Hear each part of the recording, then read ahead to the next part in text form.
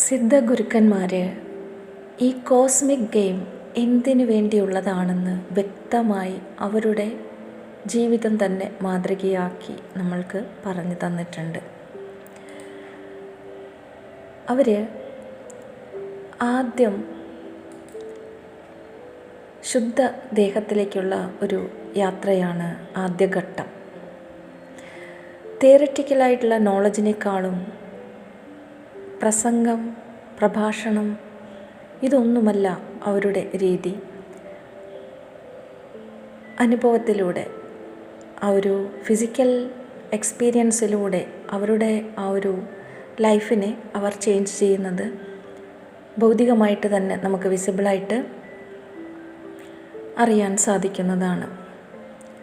ശുദ്ധദേഹം എന്നത് നമ്മളുടെ ഈ ഒരു ശരീരം വാസനകളാൽ, അതായത് പൂർവജന്മ വാസനകളാൽ, കർമ്മങ്ങളാൽ ബന്ധിതമായിരിക്കുന്ന ഈ ശരീരത്തെ ആ കർമ്മങ്ങളിൽ നിന്ന് മോചനം നേടിക്കൊണ്ട് വാസനകളെ നിർജീവമാക്കിക്കൊണ്ട് ചിന്താശക്തി, ചിന്തശുദ്ധി, കർമ്മശുദ്ധി ഇതെല്ലാം വരുത്തിക്കൊണ്ട് നമ്മളുടെ ഉള്ളിലുള്ള ആ ഒരു നെഗറ്റീവ് ഇമോഷൻസിനെ, നെഗറ്റീവ് മുറിവുകളെ എല്ലാത്തിനെയും ഹീൽ ചെയ്തുകൊണ്ട് ഇമോഷണൽ ബ്ലോക്കുകളെ എല്ലാം റീപ്രോഗ്രാമിംഗ് ചെയ്തുകൊണ്ടുള്ള ആദ്യത്തെ പടിയാണ് ശരീരത്തെ ശുദ്ധീകരിക്കുക എന്നുള്ളത്.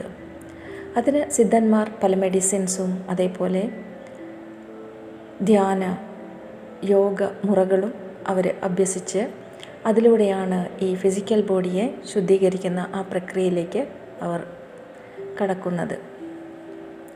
അതിനുശേഷം അവർ അതിസൂക്ഷ്മമായ ഊർജനാദ ശരീരത്തിലേക്കാണ് അവരുടെ ഫോക്കസ്. ആ ഒരു അതിസൂക്ഷ്മ തലത്തിലുള്ള ആ ഒരു ഊർജ വൈബ്രേഷൻ ബോഡി, അതിലേക്കുള്ള ഫോക്കസിലേക്ക് വരുമ്പോൾ തന്നെ ദശപ്രാണനുകളെ നാദത്തിൻ്റെ കമ്പനത്തിൽ ഏകോപിപ്പിക്കുക എന്നുള്ളതാണ്. ശരീരത്തിലെ സൂക്ഷ്മമായ ഊർജങ്ങളെ അതിൻ്റെ കറക്റ്റ് ഫ്രീക്വൻസിയിലേക്ക്, അലൈൻമെൻറ്റിലേക്ക് കൊണ്ടുവരിക എന്നുള്ളതാണ് അടുത്ത പടി. അതാണ് പ്രണവദേഹത്തിലേക്കുള്ള അടുത്ത ഘട്ടം. ആ ഒരു പ്രകാശം പൂർണ്ണമായ ഒരു പ്രകാശമായിരിക്കില്ല, മറിച്ച് പ്രകാശമായി മാറാൻ തയ്യാറെടുക്കുന്ന അതിതീവ്രമായ ആന്തരിക തിളക്കമാണ് ആ പ്രണവനാദം. നമ്മളുടെ ആജ്ഞാചക്രയിൽ നമ്മൾക്ക് കാണാൻ സാധിക്കുന്ന ആ ഒരു താരക ബിന്ദു എന്നൊക്കെ പറയുന്ന ആ ഒരു ചെറിയ പ്രകാശം, അതാണ് പ്രണവദേഹത്തിലേക്കുള്ള ആദ്യ പടി. ആ പ്രകാശ ദർശനമാണ് പ്രണവദേഹത്തിലേക്ക് നമ്മൾ ആദ്യമായിട്ട് ചുവട് വയ്ക്കുമ്പോൾ നമ്മൾക്ക് അനുഭവപ്പെടുക. ആരംഭഘട്ടമാണത്. അത് നമ്മളുടെ ആ ഒരു ഈഗോ കംപ്ലീറ്റ് ഡിസോൾവായി, നമ്മളുടെ അഹംഭാവം, അതായത് ഞാനെന്ന ഭാവം ഇല്ലാതായി ഈ പ്രപഞ്ചവും നമ്മളും ഒരു താതാത്മ്യം ഫ്രീക്വൻസിയിലേക്ക് അലൈൻഡ് ആകുമ്പോൾ അത് പതുക്കെ ലൂമിനൻസ് ബോഡിയായിട്ട്, പ്രകാശ നിർമ്മിത ഗോൾഡൻ ലൈറ്റ് ബോഡിയായിട്ട് പരിണമിക്കുന്ന അവസ്ഥയാണ്. ആ ഒരു നാദം പൂർണ്ണമായിട്ടൊരു ഗോൾഡൻ പ്രകാശം തലത്തിലേക്ക് പരിണാമം സംഭവിക്കുന്നതാണ്. സ്വർണ്ണ നിറത്തിലുള്ള അതിതീവ്രമായ കണ്ണിഞ്ചിപ്പിക്കുന്ന ആ ഒരു പ്രകാശമാണ് അടുത്തത്. ഗോൾഡൻ ലൈറ്റ് എന്ന് പറയുന്ന ആ ഒരു പ്രകാശം. ആ പ്രകാശത്തിന് ഈ ഭൗതിക നിയമങ്ങളൊന്നും ബാധകമല്ല. അത് പ്രകാശത്തെ സാധാരണ നമ്മൾ കാണുന്ന ആ ഒരു വിസിബിൾ ഭൗതിക പ്രകാശമല്ല. അത് ഇൻവിസിബിൾ സ്പെക്ട്രം ഓഫ് ലൈറ്റാണ്. പരമമായ ബോധത്തിൻ്റെ ആ ഒരു ആദ്യ തുടക്കം എന്ന് പറയാം. ആ ഒരു ഗോൾഡൻ ലൈറ്റ്, ഈ പ്രപഞ്ചത്തോളം തന്നെ വലിയ ആ ഒരു പ്രകാശം, കണ്ണിഞ്ചിപ്പിക്കുന്ന ആ ഒരു ഗോൾഡൻ ശ്രിങ്കിങ് ലൈറ്റ്, അതാണ് പ്രണവദേഹത്തിൻ്റെ അടുത്ത ഘട്ടം എന്ന് പറയുന്നത്. ആ വിസിബിളായിട്ട് ലൈറ്റും നമ്മളുടെ ആ ഒരു പ്രണവദേഹം പൂർണ്ണമായി കഴിയുമ്പോൾ അടുത്ത ഘട്ടത്തിൽ നമുക്ക് ദർശിക്കാൻ സാധിക്കുന്നതാണ്.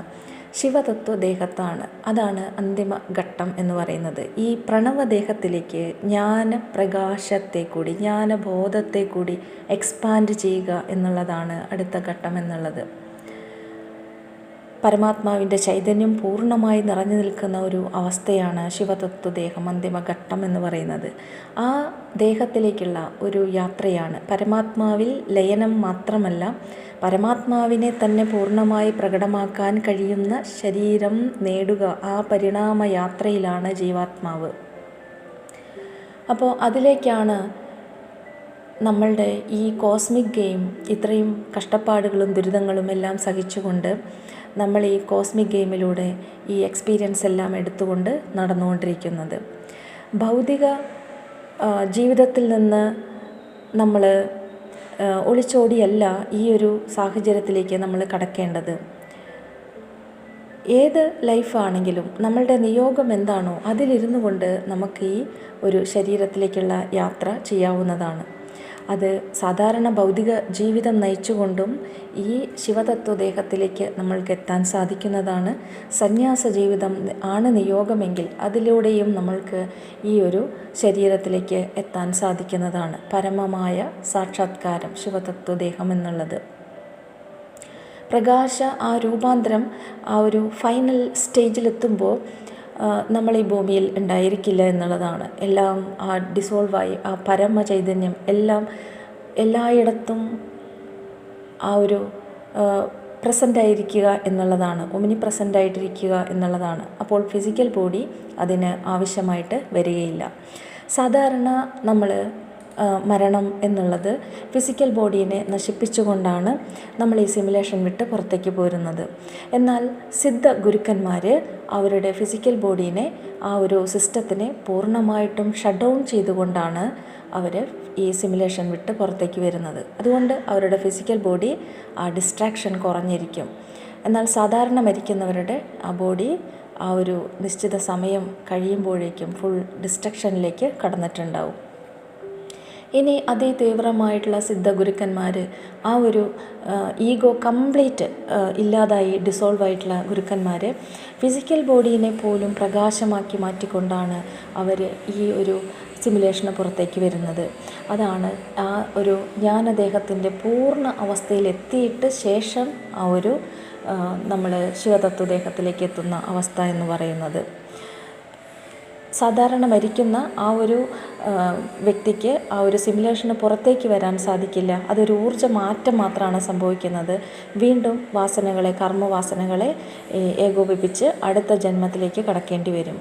എന്നാൽ സിദ്ധ ഗുരുക്കന്മാർ പ്രണവദേഹത്തിലിരുന്നു കൊണ്ട്, ജീവസമാധിയാണെങ്കിൽ പ്രണവദേഹത്തിലിരുന്നു കൊണ്ട് സാധാരണ ശിവതത്വദേഹത്തിലേക്ക് ആ ഒരു യാത്ര ആരംഭിക്കാവുന്നതാണ്. അതിലും ശിവതത്വദേഹം പൂർണ്ണമായിട്ടുള്ള വ്യക്തികൾക്ക് ആ ഒരു സിമുലേഷന് കംപ്ലീറ്റായിട്ട് സിമുലേഷന് പുറത്ത് വന്നുകൊണ്ട് പ്രകടമാകാൻ സാധിക്കുന്നതാണ്.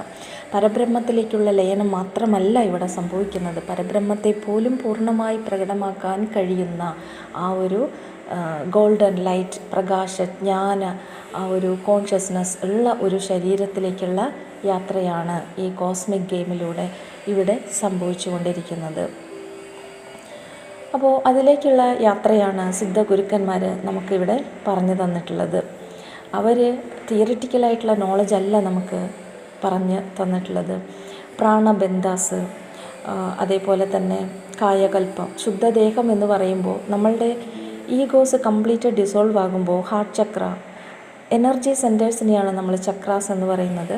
നമ്മളുടെ ഹാർട്ട് ചക്ര എന്ന് പറയുന്നത് സ്ഥൂലത്തിനും സൂക്ഷ്മത്തിനും കാരണത്തിനും ഇടയിലായിട്ട് നിൽക്കുന്ന ഒരു ബ്രിഡ്ജാണ്. ആ ഹാർട്ട് ചക്ര ഓപ്പൺ ആകുമ്പോൾ പൂർണ്ണമായിട്ടും ഹാർട്ട് ചക്ര ഓപ്പൺ ആകുന്ന ആ നിമിഷം നമ്മളിലെ ഫിയർ, ഇൻഫീരിയോറിറ്റി കോംപ്ലക്സ്, അതേപോലെ ഗിൽട്ട്, വെറുപ്പ്, നിരാശ, സങ്കടങ്ങൾ, ദുഃഖങ്ങൾ ഇതെല്ലാം ഹീലായിക്കൊണ്ട് കമ്പാഷൻ, ആ ഒരു കംപ്ലീറ്റ് അൺകണ്ടീഷണൽ ലവ് നമ്മളുടെ ഹൃദയത്തിൽ അനുഭവപ്പെടുന്നതാണ്. ആ അൺകണ്ടീഷണൽ ലവ് എന്ന് പറയുന്നത് കംപ്ലീറ്റായിട്ട് ഹാർട്ട് ചക്ര ഓപ്പൺ ആകുന്ന ആ ഒരു അവസ്ഥയാണ്. എന്തെങ്കിലും ഇമോഷണൽ ബ്ലോക്കുകൾ അവിടെ ഉണ്ട് എങ്കിൽ ആ ഒരു ഹാർട്ട് ചക്ര ബ്ലോക്കിലാണ് എന്നുള്ളതാണ്. ഭയം, സങ്കടം, അതേപോലെ ഇൻഫീരിയോറിറ്റി കോംപ്ലക്സ്, ഗിൽട്ട്, ഫിയർ, ഇതൊക്കെ നമ്മളുടെ ഫിയർ ഇതൊക്കെ ഉള്ളിലുണ്ട് എങ്കിൽ ഹാർട്ട് ചക്ര ബ്ലോക്കാണ്. ഹാർട്ട് ചക്ര ബ്ലോക്ക് ഉണ്ട് എങ്കിൽ മറ്റുള്ള പ്രണവനാദം, പ്രണവ ശരീരത്തിലേക്ക് നമുക്ക് എത്താൻ സാധിക്കില്ല. പ്രണവ ശരീരം എന്ന് പറയുന്നത് ആ ഒരു ഗ്രാവിറ്റിയെ പോലും അതിജീവിച്ച് ഒരു ലൈറ്റായിട്ടുള്ള ഒരു ഈ പ്രപഞ്ചത്തിൻ്റെ ഹാർഡായിട്ടുള്ള ആ ഒരു തടസ്സങ്ങളൊന്നും അതിന് ബാധകമല്ല. ഈ ഗ്രാവിറ്റി അതൊന്നും അതിന് ബാധകമല്ലാത്ത ഒരു പ്രപഞ്ചത്തിൻ്റെ ഓങ്കാരനാദവുമായിട്ട് കണക്റ്റ് ആകുന്ന ഒരു വൈബ്രേഷണൽ ഫ്രീക്വൻസി, ആ ഒരു സൗണ്ട് ബേസ്ഡ് ശരീരമാണ്. ആ ദേഹത്തിന് നമ്മൾ ധ്യാനത്തിലിരിക്കുമ്പോൾ നമ്മളുടെ ശരീരത്തിനെ നിശ്ചലമാക്കിക്കൊണ്ട് ധ്യാനാവസ്ഥയിലിരുത്തിക്കൊണ്ട് ഈ കോസ്മിക് ഗെയിമിലേക്ക് നമുക്ക് അനായാസം ഏത് ഭാഗത്തേക്ക് വേണമെങ്കിലും സഞ്ചരിക്കാൻ സാധിക്കുന്നതാണ് പ്രണവദേഹത്തിലൂടെ. ഗുരുക്കന്മാരൊക്കെ ഈ ഒരു പ്രണവദേഹം ഉപയോഗിച്ച് ആ ഒരു ലൈറ്റ് ബോഡീനെ ക്രിയേറ്റ് ചെയ്തുകൊണ്ട് അങ്ങനെ ഒരു യാത്ര ചെയ്യാറുള്ളതാണ്. ശിവതത്വദേഹത്തിലേക്കുള്ള ആ ഒരു പരിണാമ യാത്രയ്ക്ക് വേണ്ടിയിട്ടാണ് ഈ പ്രണവദേഹം രൂപപ്പെടുന്നത്. ഈ പ്രണവദേഹത്തിന് നമുക്ക് പല സിദ്ധികളും ലഭിക്കും. അണിമ, നമ്മൾക്ക് ഭാരമില്ലാത്ത ഒരവസ്ഥ. ഹാർട്ട് ചക്ര ഓപ്പൺ ആകുമ്പോൾ തന്നെ നമ്മളുടെ ശരീരത്തിന് പൂർണ്ണമായിട്ടും ആ ഒരു ഹെവിനെസ് അനുഭവപ്പെടില്ല. ആ ഒരു ലൈറ്റ്നെസ്, നമുക്കൊരു വെയിറ്റ് ഇല്ലാത്ത അവസ്ഥ നമുക്ക് അനുഭവപ്പെടും. ആ ഒരു ഹാർട്ടിൽ അനുഭവപ്പെട്ടിരുന്ന അത്രയും ആ ഒരു ഹെവിനെസ് നമുക്ക് ഫീല് കുറയും. ഹാർട്ട് ചക്ര ഓപ്പൺ ചെയ്യാനായിട്ടുള്ള കീ ആണ് ആ പാസ്വേഡ് എന്ന് പറയുന്നത് ഫോർഗീവ്നെസ്സും ഗ്രാറ്റിറ്റ്യൂഡുമാണ്. അത് നമ്മൾ പുറത്തുള്ള വ്യക്തികളോടോ സാഹചര്യങ്ങളോടോ ഒന്നുമല്ല ഫോർഗീവ്നെസ്സും ഗ്രാറ്റിറ്റ്യൂഡും പ്രകടിപ്പിക്കേണ്ടത്. നമ്മളുടെ ഉള്ളിൽ സൈലൻ്റായി ഇരുന്നു കൊണ്ട് നമ്മളുടെ ഉള്ളിൽ തന്നെ നമ്മൾ എല്ലാത്തിനോടും, നമ്മളുടെ ഉള്ളിൽ ആ ഒരു സിറ്റുവേഷൻസ് ക്രിയേറ്റ് ചെയ്യുന്ന വ്യക്തികളോട് സാഹചര്യങ്ങളോട് എല്ലാത്തിനോടും നമ്മൾ ഫോർഗീവ്നെസ് ചെയ്യുക എന്നുള്ളതാണ്. മൗന ഭാഷയിൽ ഫോർഗീവ്നെസ് ചെയ്തുകൊണ്ടേയിരിക്കുക. അഫർമേഷൻസ്, മൗനമായിട്ടുള്ള അഫർമേഷൻസ് കൊടുത്തുകൊണ്ട് ഫോർഗീവ്നെസ് ചെയ്യുക എന്നുള്ളതാണ്. അതേപോലെ ഗ്രാറ്റിറ്റ്യൂഡ് എന്ന് പറയുന്നത് അതിൻ്റെ കീ ആണ്. അത് ഹാർട്ട് ചക്ര ഓപ്പൺ ചെയ്യാൻ ആവശ്യമുള്ള ഒരു കീ ആണ് ഈ ഗ്രാറ്റിറ്റ്യൂഡ് എന്ന് പറയുന്നത്. നമ്മൾക്കുള്ള എല്ലാത്തിനോടും നമ്മൾ ഗ്രാറ്റിറ്റ്യൂഡ് പ്രകടിപ്പിക്കുമ്പോൾ നമ്മളുടെ പ്രോബ്ലംസ് എല്ലാം ഇല്ലാതാവുകയും നമ്മൾക്ക് ഏറ്റവും കൂടുതൽ ആ ഒരു പ്രപഞ്ചത്തിൻ്റെ നന്മ അട്രാക്റ്റ് ചെയ്യാനുള്ള ഒരു കാന്തിക ശക്തി നമ്മളിലേക്ക് വരുന്നതാണ്. അപ്പോൾ ഈ ഗ്രാറ്റിറ്റ്യൂഡും ഫോർഗീവ്നെസ്സുമാണ് ഹാർട്ട് ചക്ര ഓപ്പൺ ചെയ്യാനായിട്ടുള്ള സാധാരണ മനുഷ്യർക്കായിട്ടുള്ള കീ. സിദ്ധന്മാർ പ്രാണബന്ധാസ് ഒക്കെ ഉപയോഗിച്ച് ഹാർട്ട് ചക്ര ഓപ്പൺ ചെയ്ത്, അതായത് ഈ ദശപ്രാണനുകളെ ട്യൂൺ ചെയ്തുകൊണ്ട് സഹസ്രാര വരെ എത്തിക്കുന്നതാണ് സുഷുപ്ന നാഡിയിലൂടെ. പക്ഷേ സാധാരണ മനുഷ്യർക്ക് നമ്മൾ ഗ്രാറ്റിറ്റ്യൂഡും ഫോർഗീവ്നെസ്സും ഒക്കെ ഉപയോഗിച്ച് ഈ ഹാർട്ട് ചക്രനെ ഓപ്പൺ ചെയ്ത് കഴിഞ്ഞാൽ തന്നെ എല്ലാ ബ്ലോക്കുകളും, മറ്റുള്ള എല്ലാ എനർജി സെൻറ്റേഴ്സിലുള്ള ബ്ലോക്കുകളും താനെ റിമൂവ് ചെയ്യാനുള്ള ഒരു ജ്ഞാനം നമ്മളിലേക്ക് എത്തുന്നതാണ്. ആ ജ്ഞാനപ്രകാശത്തിലൂടെ മറ്റുള്ള ഒരു ശരീരത്തിൻ്റെ ബ്ലോക്കുകളെ നമ്മൾ റിമൂവ് ചെയ്ത് പ്രണവദേഹം സ്വന്തമാക്കാവുന്നതാണ്.